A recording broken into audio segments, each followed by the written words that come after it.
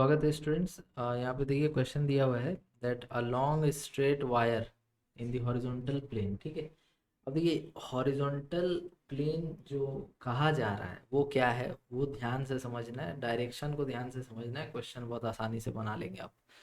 तो long straight wire in the horizontal plane carries a current of 50 ampere in north south direction. देखिए अगर आपको बोला जाए कि मान लीजिए कि ये हमारा इस तरह से हाँ, मान लीजिए आपको बोला जाए कि ये हमारा इस तरह से अर्थ है। ठीक है, तो अगर ये अर्थ है तो इसमें आपको पता है कि अगर कोई भी यहाँ खड़ा होगा इंसान, ठीक है, तो नॉर्थ साउथ ऐसे लेते हैं हम लोग और ईस्ट वेस्ट कुछ ऐसे लेते हैं। ये थोड़ा साइड से दिखाया जा रहा है, अगर मैं ऐसे सीधा बना दूंगा तो आपको लगेगा कि ये नीचे की तरफ, समझ रहे हैं? ये हॉरिजॉन्टल में है। जैसे हॉरिजॉन्टल की बात हो रही है मतलब कि नॉर्थ साउथ ये लेना है, फ्रंट वाला। नॉर्थ उस तरफ, साउथ इस तरफ, ईस्ट इधर, वेस्ट इधर, इस तरह से डायरेक्शन को लीजिए। कॉपी में अगर दिखाएंगे तो कॉपी में कुछ ऐसा दिखेगा, देखिए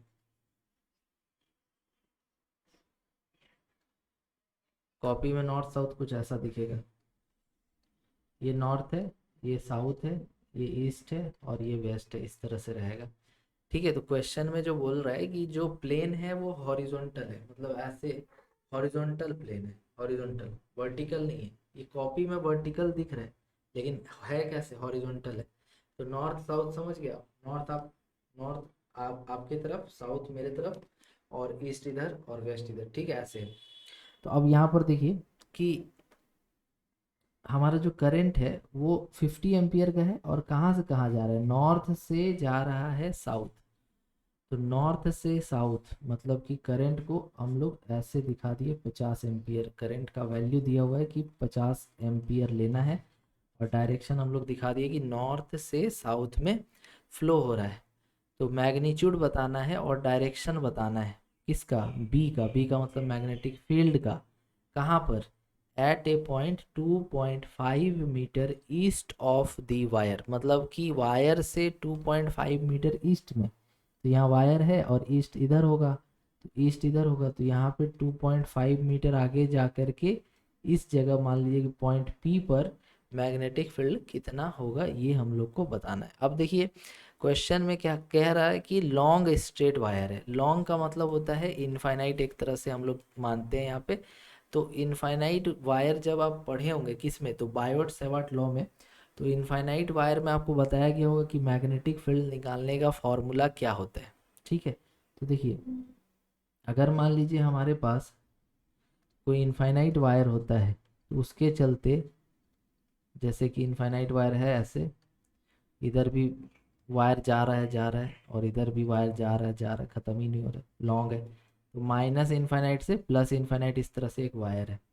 तो अगर सपोज इससे हमको डी डिस्टेंस पर, माने कि यहाँ पर मैग्नेटिक फील्ड निकालना है तो इसका फॉर्मूला हो जाता है mu not I by 4 pi, sorry, mu not I by 2 pi D.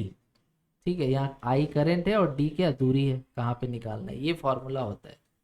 ये आता है बायोट सेवार्ट लॉ का एप्लीकेशन है, ये आप अगर पढ़े होंगे तो आपको पता होगा। तो ये फॉर्मूला डायरेक्टली यहाँ पे यूज़ किया जा सकता है। तो ये भी एक तरह का क्या है, तो लॉन्ग वायर है, ऐसे ये भी एक तरह का लॉन्ग वायर है।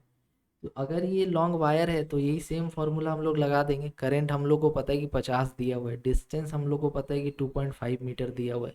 तो क्या दिक्कत है, फिर निकालते हैं डायरेक्ट, है ना। ऐसे अगर आप जानना चाहते हैं कि ये फार्मूला कहाँ से आया तो वो भी हम आपको बता दे रहे हैं। देखिए जैसे अगर कोई भी एक नॉर्मल वायर हो, इन्फानाइट नहीं है, सेमी इन्फानाइट नहीं है, नॉर्मल वायर है। तो नॉर्मल वायर जिसका लेंथ फिक्स है, इससे अगर डी डिस्टेंस पे मेरे को चाहिए मैग्नेटिक फील्ड, तो इसके लिए हम लोग फॉर्मूला लिखते हैं, ऐसे मिलाते हैं एंड्स को पहले, और ये एंगल होता है अल्फ़ा और ये एंगल होता है बीटा। तो इसके लिए जो पॉइंट हम लोग यहाँ देख रहे हैं, ये जो पॉइंट है, इस पॉइंट पे अगर हम लोग को फील्ड चाहिए तो फील्ड हो जाता है mu not I by 4 pi D sine alpha plus sign beta. ये होता है एक्चुअल फॉर्मूला। और जब वायर इनफाइनाइट होगा, जब वायर इनफाइनाइट होगा तो ये वाला एंड पूरा आगे तक ऐसे जाते रहेगा और ये भी एंड पूरा इधर जाते रहेगा।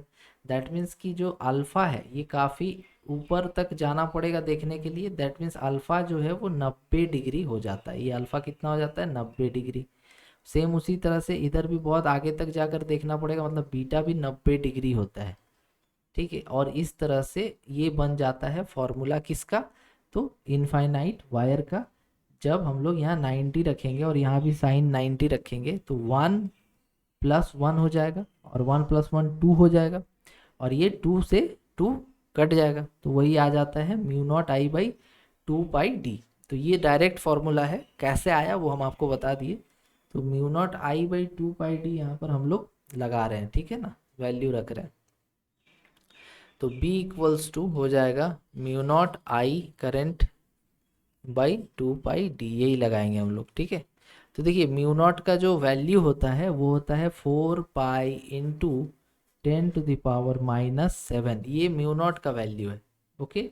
इनटू करंट, तो ये करंट हम लोग का है 50 एम्पियर डिवाइडेड बाई 2π × d। देखिए यहाँ d बोला कितना, 2.5 मीटर की दूरी पे चाहिए, तो 2.5। अब ये डेसिमल यहाँ पर हटा दीजिए इसको, और यहाँ पे एक 10 से मल्टीप्लाई कर दीजिए। देखिए ये 2π से 2 कट जाएगा, है ना, 2π × 4π 2 बचेगा, और ये 25 है तो 25 × 2 50 हो जाएगा।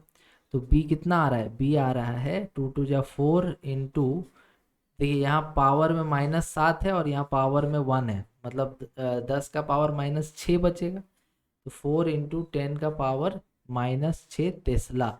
तो टेस्ला जो होता है यहाँ पर हम लोग का ये यूनिट होता है किसका, तो ये जो 4π × 10⁻⁻6 टेस्ला मैग्नेटिक फील्ड निकाला था ना, इसीलिए टेस्ला उसका यूनिट हो जाएगा।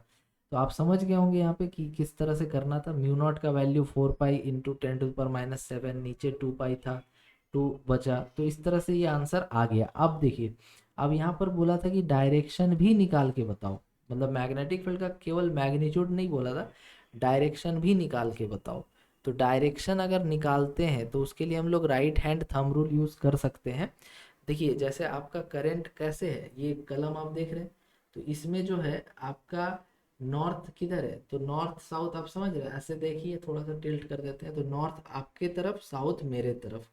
तो इसमें राइट हैंड थंब रूल में क्या किया जाता है कि जो थंब होता है, थंब को प्लेस किया जाता है करंट के डायरेक्शन में, प्लेस इन करंट डायरेक्शन, जो करंट का डायरेक्शन होगा उसमें थंब को प्लेस कर दीजिए, और जो फिंगर्स होगा आपका उसको कर्ल करिए, मतलब मोड़िए around the wire, around the current.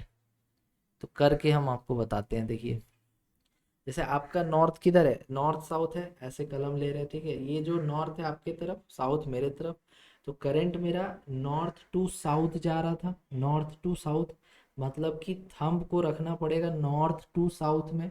तो देखिए थंब इधर देख रहे हैं ना आप, थोड़ा टिल्ट करते रहे, देखिए, तो ये हम अपनी तरफ थंब को रखे हैं, और फिर फिंगर्स को क्या करना है, वायर के अराउंड ऐसे घुमाना है, घुमाना है, घुमाना है, घुमाना है, ऐसे, समझ रहे। तो आप यहाँ पर ध्यान से अगर देखेंगे तो थंब आपका इधर है, और जो फिंगर्स है, फिंगर्स घूम रहा था ऐसे, और घूम करके यहाँ से बाहर निकलेगा कुछ ऐसे, सारा उंगली, समझ रहे कि नहीं।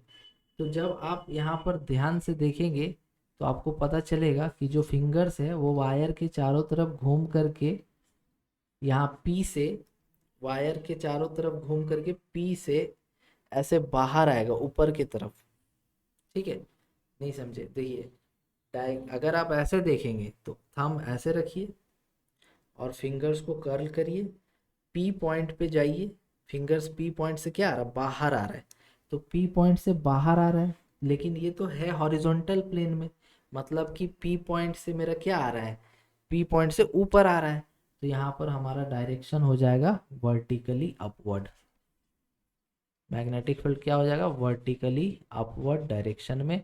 और ये हो गया डायरेक्शन, और ये हो गया मैग्नीट्यूड। और इस तरह से इस पूरा क्वेश्चन को हम डिटेल में आपको जो एक एक पॉइंट समझा दिए हैं। Thank you so much for watching.